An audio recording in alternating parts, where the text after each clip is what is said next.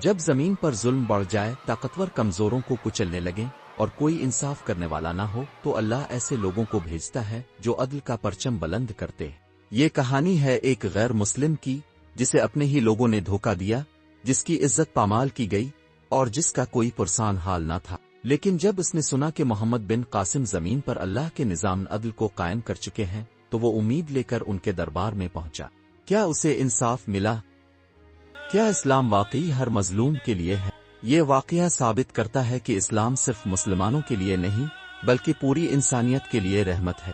واقعہ کچھ یوں ہے کہ ایک دن ایک غریب کسان اپنی فریاد لے کر محمد بن قاسم کے دربار میں پہنچا۔ وہ تھکا ہارا، گرد سے اٹا ہوا اور آنکھوں میں امید لیے دربار کے دروازے پر کھڑا تھا۔ دربار وسیع مگر سادہ تھا۔ پہلے کے ظالم حکمرانوں کے برعکس محمد بن قاسم نے اپنے دروازے عام عوام کے لیے کھول دیے تھے۔ کوئی بھی چاہے امیر ہو یا غریب اس کے سامنے اپنا مقدمہ پیش کر سکتا تھا۔ محمد بن قاسم جو اپنی نشست پر بیٹھا تھا، اس بوڑھے آدمی کو دیکھ کر فوراً اپنے محافظوں کو اشارہ کیا کہ اسے قریب آنے دیں۔ دربار میں خاموشی چھا گئی۔ کسان آگے بڑھا اور گھٹنوں کے بل گر کر فریاد کرنے لگا، اے امیر، میں ایک غریب کسان ہوں۔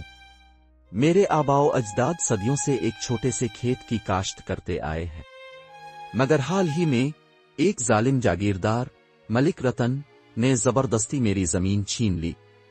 میرے پاس کوئی بیٹا نہیں جو میرا حق واپس لے سکے۔ میں نے مقامی حکام سے فریاد کی، مگر وہ اس کے اثر و رسوخ سے ڈرتے ہیں۔ اب میرے پاس کچھ نہیں بچا، میرا خاندان بھوک سے مر رہا ہے۔ دربار میں سرگوشیاں ہونے لگیں۔ ملک رتن ایک باصر جاگیردار تھا، اس کے خلاف بولنا کسی کے بس کی بات نہ تھی۔ محمد بن قاسم نے خاموشی سے سنا، پھر اپنے مشیروں کی طرف متوجہ ہوا۔ کیا یہ مقدمہ پہلے بھی کسی عدالت میں آیا ہے؟ ایک افسر نے ہچکچاتے ہوئے جواب دیا، جی امیر، یہ معاملہ مقامی عدالت میں پیش کیا گیا تھا، مگر ملک رتن نے جھوٹے کاغذات دکھا کر یہ ثابت کر دیا کہ زمین اس کی ہے۔ چونکہ وہ امیر اور طاقتور ہے، کسی نے اس کے خلاف آواز نہیں اٹھائی۔ محمد بن قاسم کا چہرہ سخت ہو گیا۔ وہ اپنی حکومت میں ناانصافی برداشت نہیں کر سکتا تھا۔ ہم اللہ کے قانون کے مطابق حکومت کرتے ہیں، نہ کہ دولت مندوں کے کہنے پر۔ کوئی بھی شخص چاہے وہ کتنا ہی بااثر کیوں نہ ہو، کسی غریب کا حق نہیں چھین سکتا۔ میرے سپاہیوں کو بھیجو، معاملے کی فوری تحقیقات کرو۔ اگر کسان سچ کہہ رہا ہے تو اسے اس کا حق ملے گا۔ سپاہیوں اور عدالتی افسران کا ایک گروہ فوراً اس گاؤں روانہ ہوا جہاں زمین واقع تھی۔ انہوں نے گاؤں والوں سے بات کی، پرانے ریکارڈز دیکھے اور زمین کی جانچ کی۔ چند دنوں میں سچ سامنے آ گیا۔ کسان نے سچ کہا تھا، ملک رتن نے دھوکہ اور دھمکیوں کے ذریعے زمین پر قبضہ کیا تھا۔ جب سپاہی واپس آئے تو دربار دوبارہ بھرا ہوا تھا۔ ملک رتن کو بھی بلایا گیا تھا۔ وہ شان و شوکت سے دربار میں داخل ہوا، جیسے اسے کسی چیز کا خوف نہ ہو۔ محمد بن قاسم نے گہری نظر سے ملک رتن کو دیکھا۔ ملک رتن، کیا تم ان الزامات سے انکار کرتے ہو؟ جاگیردار نے مسکرا کر جواب دیا، اے امیر، یہ زمین ہمیشہ سے میری تھی۔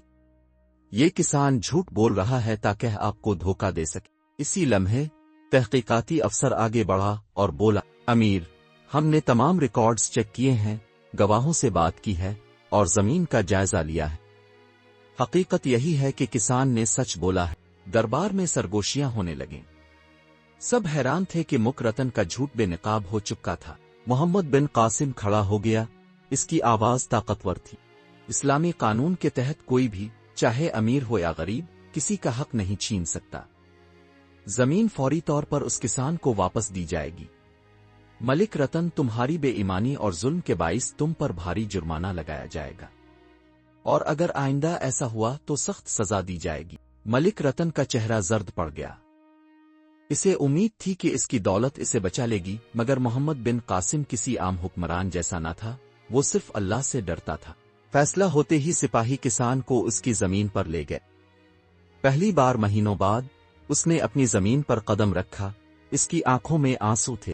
اللہ محمد بن قاسم کو جزا دے، آج میں نے سچا انصاف دیکھا ہے۔ یہ خبر پورے سندھ میں پھیل گئی۔ مسلمان اور غیر مسلم سب نے محسوس کیا کہ نیا حکمران ظالم نہیں بلکہ منصف ہے۔ पहले के राजाओं के बरक्स ये मुस्लिम हुक्मरान सब के साथ बराबरी और इंसाफ से पेश आता था। मोहम्मद बिन कासिम का इंसाफ सिर्फ मुसलमानों के लिए नहीं था, ये एक इस्लामी उसूल था, एक कानून जिस पर वो खुद भी अमल करता था, और यही अदलो इंसाफ उसे इस्लामी तारीख के सबसे अजीम फातिहीन में शामिल करता है। अब मोहम्मद बिन कासिम के इस इंसाफ के बारे में क्या सोचते हैं? क्या आज के हुक्मरान भी ऐसा कर सकते हैं? अपनी राय कमेंट्स में जरूर दें। अगर आपको ये वीडियो पसंद आई तो वीडियो को लाइक, शेयर, कमेंट करें और हमारे चैनल को सब्सक्राइब करें।